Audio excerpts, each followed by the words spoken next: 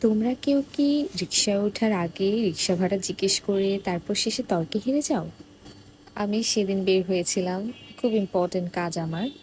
রাস্তায় এক রিক্সা ডেকে বললাম, মামা গুলশান 2 যাবেন?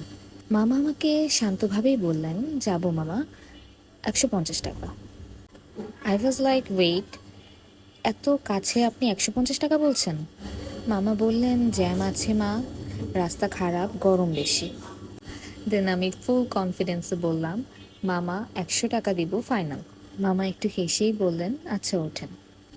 আমি মনে মনে ভাবছিলাম, দেখেছো, বার্গেনিং কুইন আমি। 5 মিনিট পর মামা এমন এক গলিতে ঢুকলেন, আমি গুগল ম্যাপ খুলে দেখি এই রাস্তা তো আমি চিনিই না।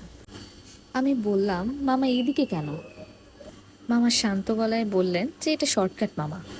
বাট এই শর্টকাট এমন শর্টকাট যে আমার মনে হচ্ছিল যে আমি বাংলাদেশ ছাড়িয়ে অন্য দেশে যাচ্ছি।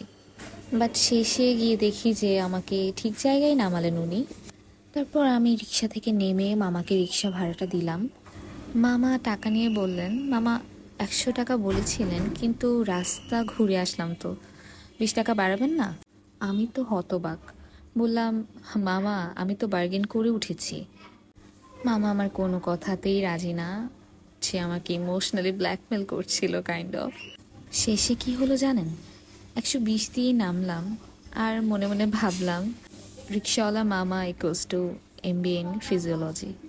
তোমাদের কার কার সাথে এমন হয় প্লিজ কমেন্ট বক্সে জানিও।